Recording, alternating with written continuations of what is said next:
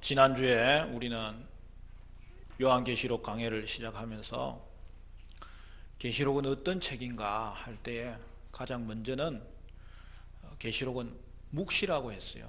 그것은 환상을 통한 계시를 말하는 거죠. 그러므로 여러분 계시록을 해석할 때는 단순히 문자적으로 해석을 하면 안 되는 거예요. 언제나 우선적으로 상징적으로 해석을 해야 되는 거예요. 그리고 이제 오늘 본문이 계속해서 말하는 요한계시록의 성격이 무엇입니까? 두 번째는 요한계시록은 예언이라는 거예요. 여러분 3절 말씀 같이 한번 읽어볼까요? 3절 다 같이 시작. 이 예언의 말씀을 읽는 자와 듣는 자와 그 가운데 기록한 것을 지키는 자는 복이 있나니 때가 가까움이라. 여러분 여기 보십시오. 요한은 계시록에 대해서 뭐라고 했지요? 이 예언의 말씀을 이라고 하였어요. 요한은 자신을 어떻게 생각했느냐 하면 구약 예언자들의 전통을 잇는 자기가 선지자라고 생각한 거예요. 요한이 구약 선지자들과 차이점이 있다면, 여러분 구약의 선지자들은 그 예언, 그 약속을 선포했는데 요한은 연속 선상에 있으면서도 구약 예언의 정점에 서 있는 거예요. 그래서 약속의 성취를 선언하는 거죠. 여러분 구약의 선지자들이 내다보았던 이 약속의 성취가 뭐예요? 메시아가 오신다는 거예요. 여러분 메시아가 누구죠? 우리가 수련회 때도 구호로 외쳤잖아요. 지저스, 예수 그리스도. 여러분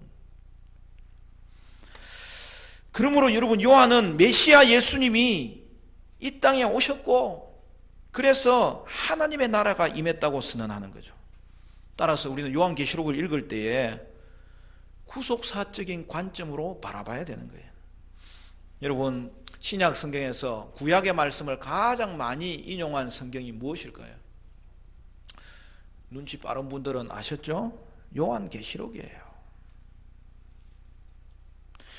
여기서 우리는 요한계시록 해석의 중요한 원리를 하나 알게 됩니다. 뭐죠? 계시록은 언제나 구약과 연결해서 풀어야 되는 거예요. 여러분 요한계시록의 말씀은 어느 날 갑자기 하늘에서 뚝 떨어진 책이 아닙니다. 계시록은 구약에서부터 예언한 것의 여러분 성취죠. 창세기가 하나님의 구속 계획에 대해서 이제 밝히면서 시작한 것이 결국에 요한계시록에 와서 완성되는 걸 확인하는 거죠. 그러니까 요한계시록은 성경 전체가 담겨 있는 거예요.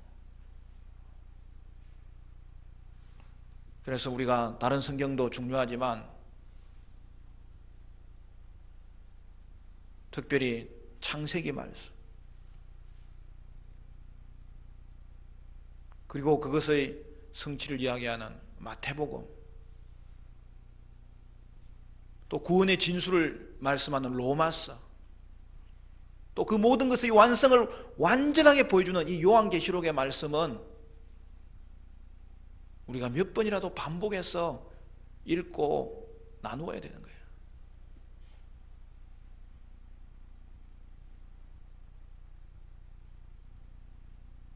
어떤 사람은 요한계시록을 공부한다고 하는데 제가 자세히 보니까 요한계시록만 붙잡고 파고드는 거예요.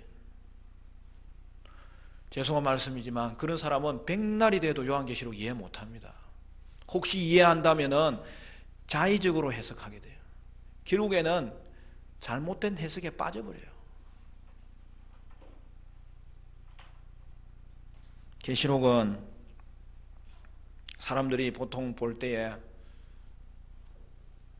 두렵고 어려운 책으로 여깁니다. 그 이유가 뭘까요? 계시록 자체만 보니까 그런 거예요. 구약 성경 없이 요한계시록을 여러분 읽는 것은 참으로 어리석은 일이에요. 구약 성경 없이 계시록에 접근하는 사람에게는 계시록이 언제나 닫힌 성경이에요. 그러나 구약의 배경으로 요한계시록을 살펴보면 계시록의 말씀은 구약에서 이미 주신 내용이고 하나님 나라의 성취를 통하여 오늘 우리에게 주신 내용이고, 그러므로 계시록의 말씀은 오늘 우리에게 열린 책이 되고 축복의 책이 되는 것입니다. 특히 계시록은 구약 중에서도 구약의 종말론과 함께 읽어야 돼요. 여러분, 구약의 종말론이 어디에 있어요?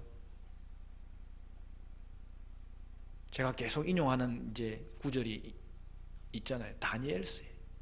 또 어디에 있어요? 에스겔서. 또 어디에 있어요? 스가랴서에 있어요. 그리고 요한계시록보다 먼저 기록된 여러분 신약의 종말론과 함께 읽어야 돼요. 여러분, 신약의 종말론은 어디에 나타나 있어요? 마태복음 24장, 25장. 복음서에 예수님이 말씀하신 종말에 관한 내용이 연결돼야 돼요. 또 어디에 있어요? 바울 서신에는 데살로니가 전서와 후서에 있잖아요. 그리고 베드로도 베드로 후서에 기록해 놓았어요. 그러므로 구약 성경은 계시록 이해의 열쇠입니다. 따라서 계시록은 반드시 구약을 통해서 풀어야 되는 거예요.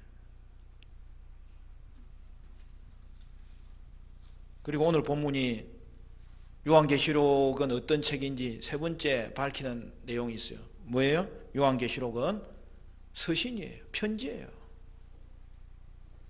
여러분 1장 4절 같이 볼까요? 1장 4절 시작. 요한은 아시아에 있는 7 교회에 편지하노니 이제도 계시고 전에도 계셨고 장차 오실 이와 그의 보좌 앞에 있는 7 영과. 뭐라고 이야기했어요? 요한계시록은 소아시아에 그 당시에 있었던 7 교회에 보내는 실제 편지라는 거예요. 여러분, 편지는 뭐예요? 읽으면 그 사람의 마음을 이해할 수 있는 거예요.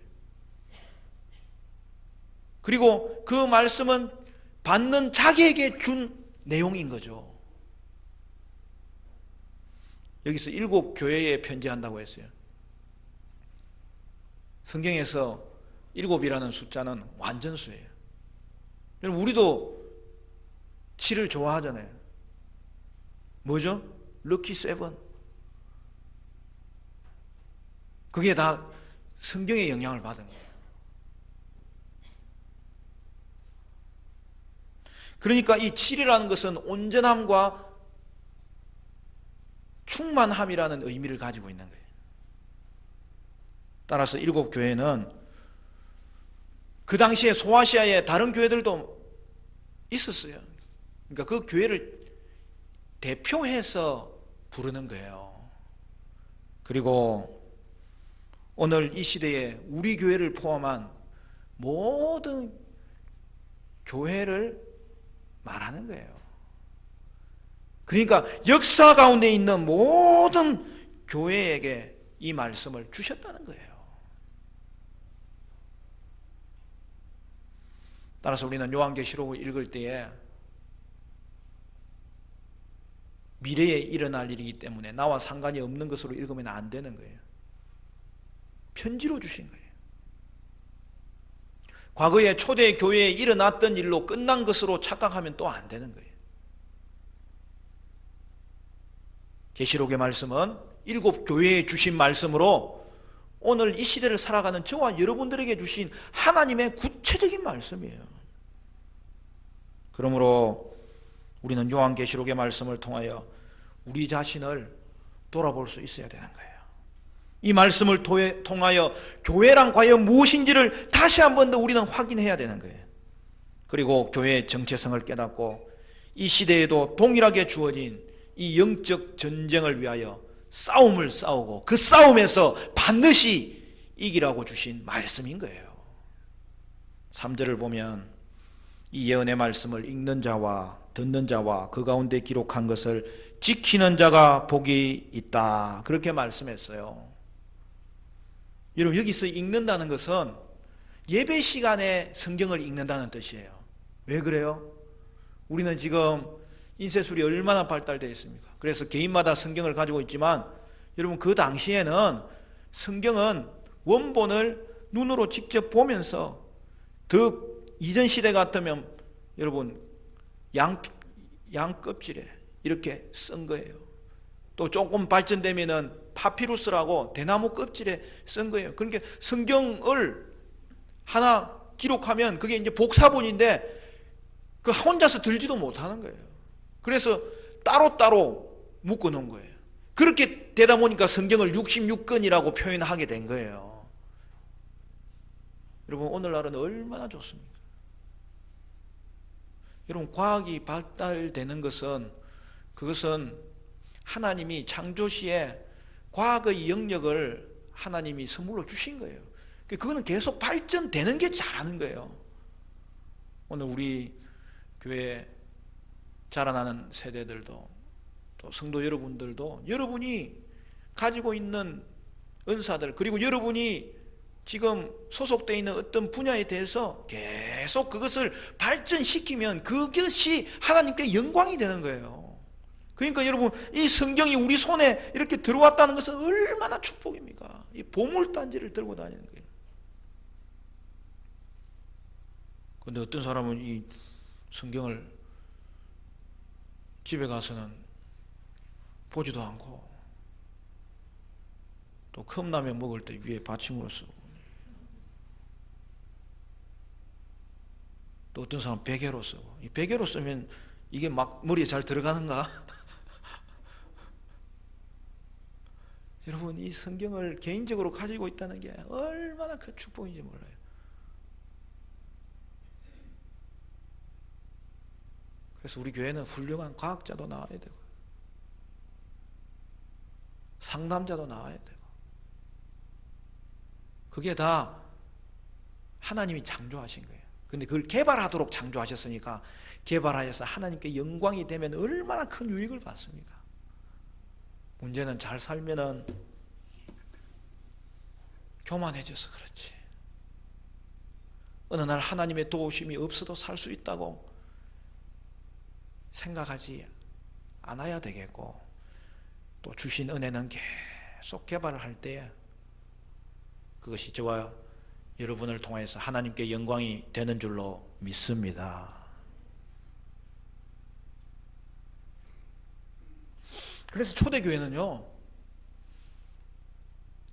예배 시간이 그 복사본을 교회에서 보관하거든요. 지도자 그리고 몇 사람. 그러니까 예배 시간이 성경을 읽는 시간이에요. 그냥 성경 자체를 읽는 시간이 그렇게 중요한 거예요, 그때는. 그리고 성경을 읽으면 어떻게 해요? 성경을 듣는 시간이에요. 여기서 듣는다는 말은 대표자가 읽을 때 듣는다는 뜻이에요. 그리고 그 이후에 어떻게 해요? 설교가 진행되겠죠. 그러니까 여러분, 초대교회는 예배 시간에 성경을 읽을 수 있기 때문에, 들을 수 있기 때문에, 그 말씀을 설교 말씀으로 들을 수 있기 때문에 그 시간이 얼마나 소중했겠습니까?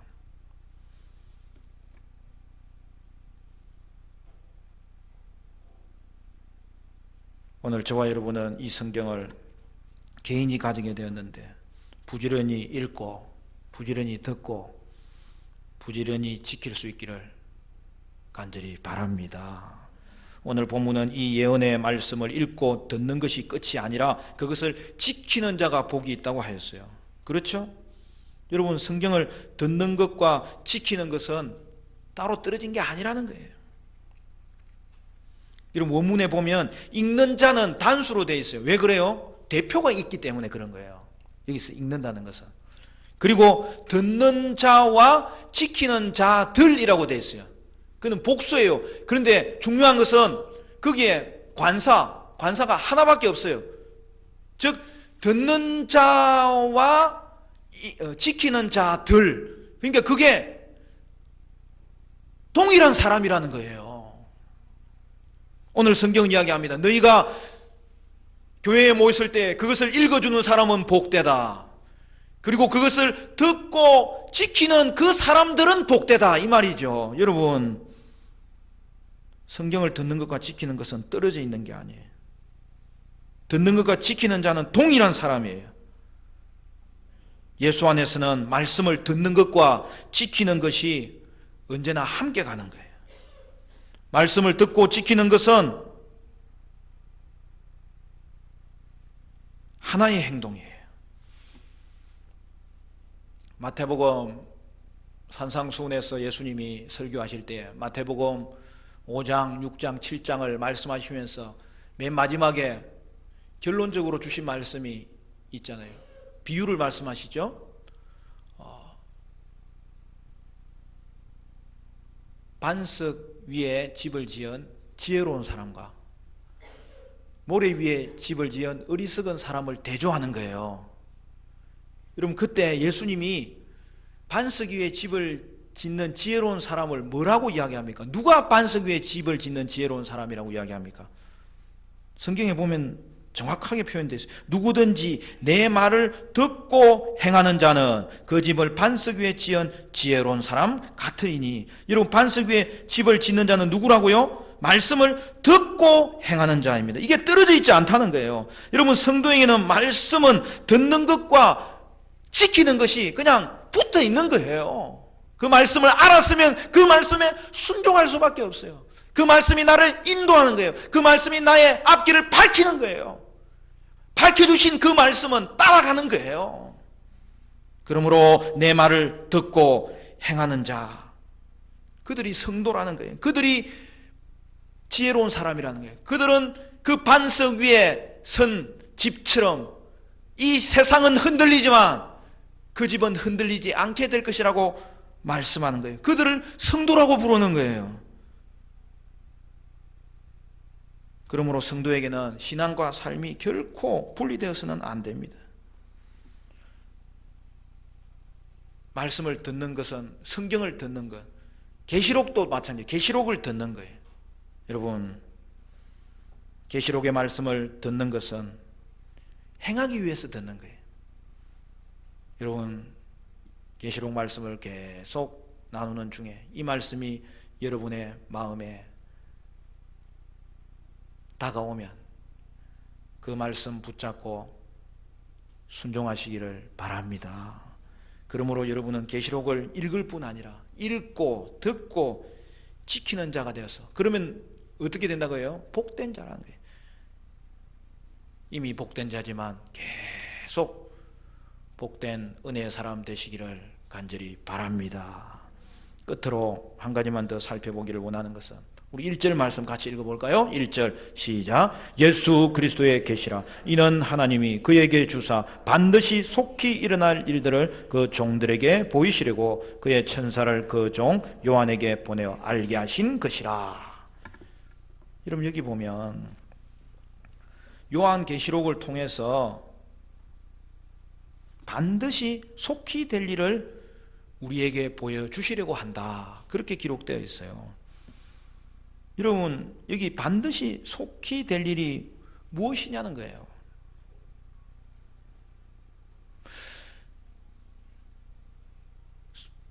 반드시 속히 될 일을 그 종들에게 보이시려고 요한계시록을 기록했다 했잖아요. 이 종들은 누구예요? 교회입니다. 사도 요한은 그것을 중개하는 중개자예요. 말씀의 기록자예요. 말씀의 저자는 하나님이에요, 지금. 그리고 그 하나님의 말씀을 예수님이 가지고 있는 거예요. 요한은 기록하고 그것을 이제는 기록한 것을 통하여서 속히 될 일을 교회에게 보여주려고 이 말씀을 기록했다는 거예요. 그러면 여러분, 이 속히 될 일이 무엇인지 오늘 우리가 그것을 알 때 요한계시록 전체에 중심을 잡을 수가 있는 거죠. 속히 될 일이다 했는데, 여러분, 이 될 일은 어떤 표현이냐 하면 당위성을 표현하는 거예요. 일어나야만 되는 일. 그러니까 속히 될 일이라는 말은 일어나야만 하는 일, 되어야 하는 일, 그런 뜻이에요. 여러분, 성경에 이 말이 자주 쓰이는 구절이 어디일까요? 예수님의 죽으심과 부활에 관한 말씀을 표현할 때 그것은 일어나야만 되는 일이다, 그렇게 늘 표현해요. 그래서 여러분,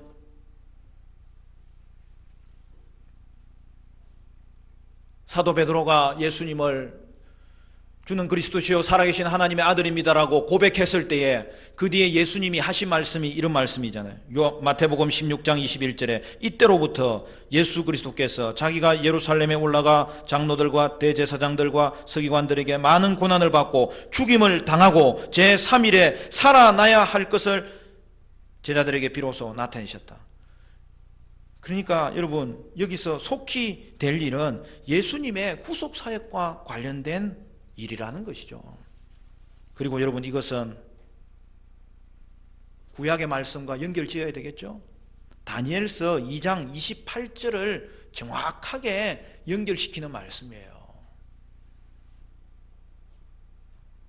여러분, 다니엘서 2장 28절에 보면 이렇게 되어 있습니다. 오직 은밀한 것을 나타내실 이는 하늘에 계신 하나님이시라. 그가 느부갓네살 왕에게 후일에 될 일을 알게 하셨나니 왕의 꿈 곧 왕이 침상에서 머릿속으로 받은 환상은 이러하니이다. 여러분, 이 요한계시록 1절 말씀과 다니엘서 2장 28절의 말씀은 그 병행관계가 분명하잖아요. 하나님이 느부갓네살에게 환상을 보여줬어요. 그것을 보여준 이유가 뭐라고요? 후일에 될 일을 보여주려고. 오늘 본문에는 요한계시록을 교회에게 주셔요. 그 주신 목적이 뭐라는 거예요? 속히 될 일을 보여주려고. 근데 둘 다 보여주려고 하는데 단어가 왜 다를까? 여러분, 그것은 다니엘에게는 장래에 일어날 일이라고 한 것이 요한에게는 그것이 이미 이루어진 일이라는 거예요. 여러분, 다니엘서 2장 28절에는 후일에 될 일이라고 했고 다니엘서 2장 29절에는 비슷한 문구가 나와요. 장래 일을 보여준다고 했어요. 여러분, 이 장래 일이란 말은 한마디로 말하면 마지막에 될 일을 보여준다는 뜻이에요.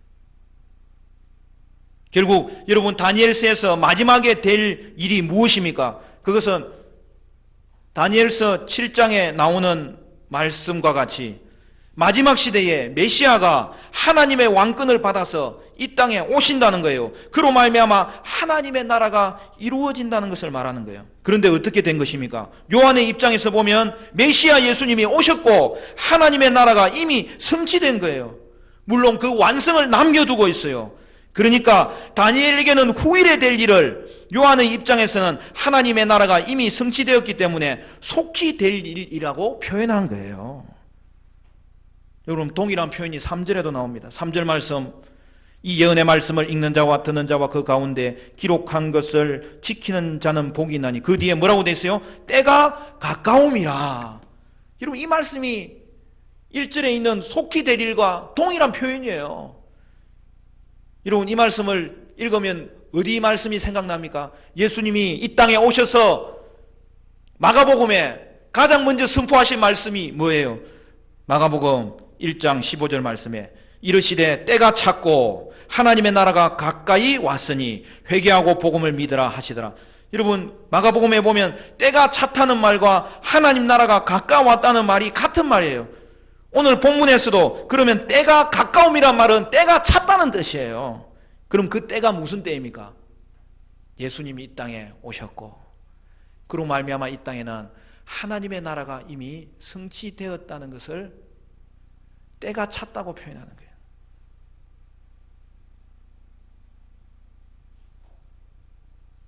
이는 하나님 나라가 가까이 왔다는 거예요. 하나님 나라가 여러분 가까이 왔다는 것은 이거는 굉장히 성경적인 표현이에요. 한마디로 말하면 이런 거예요. 하나님의 나라가 성취가 되었는데 성취의 시작이 이루어졌다는 거예요. 그러면 성취의 완성은 재림이에요. 그러나 성취의 시작은 이미 이루어졌다는 거예요.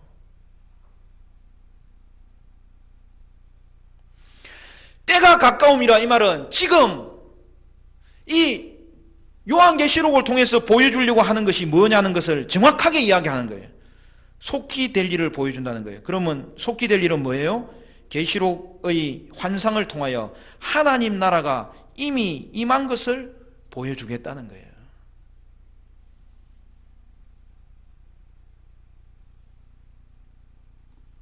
그리고 그 하나님 나라에 속한 자로 이미 부름 받은 자가 생겼다는 거예요. 여러분, 그들이 누굽니까? 성도 여러분이에요. 우리 교회입니다. 물론 계시록은 재림에 대한 말씀도 주십니다. 근데 그것은 결론이에요. 그러니까 오늘 이 시간에 여러분 확인해야 될 것은 속히 될 일은 예수님의 초림을 통해서 이루어진 하나님 나라의 성취를 말하는 거예요. 그거는 이미 이 땅 가운데 이루어졌고, 이 땅 가운데 이루어졌음으로 말미암아 그 나라의 백성을 채워야 되잖아요. 그런데 놀랍게도 그 백성에게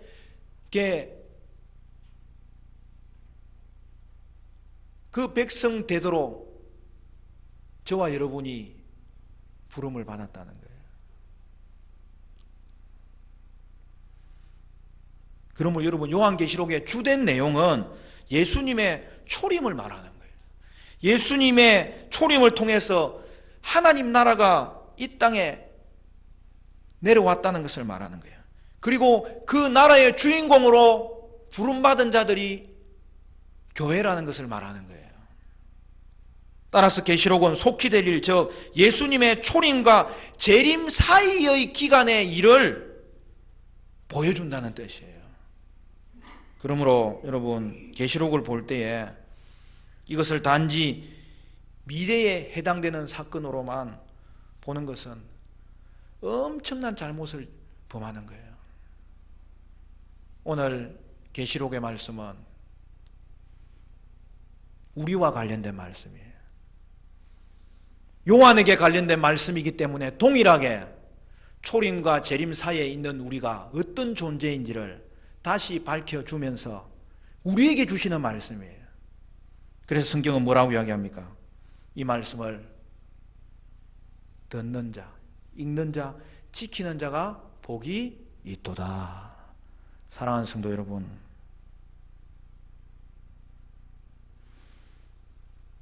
여러분은 우리가 이미 하나님 나라에 속한 자가 되었다는 이 놀라운 사실 앞에서 우리 자신을 다시 한 번 더 확인할 수 있기를 바라고, 그리하여 교회의 본질을 알 수 있고 세상의 본질을 분별할 수 있어야 되겠고, 이 말씀을 읽고 듣고 지킴으로 이 말씀이 내게 주시는 말씀으로 믿고 순종하는 자에게마다 주시는 하나님의 놀라운 축복이 저와 여러분 것이 될 수 있기를 주님의 이름으로 간절히 축원합니다.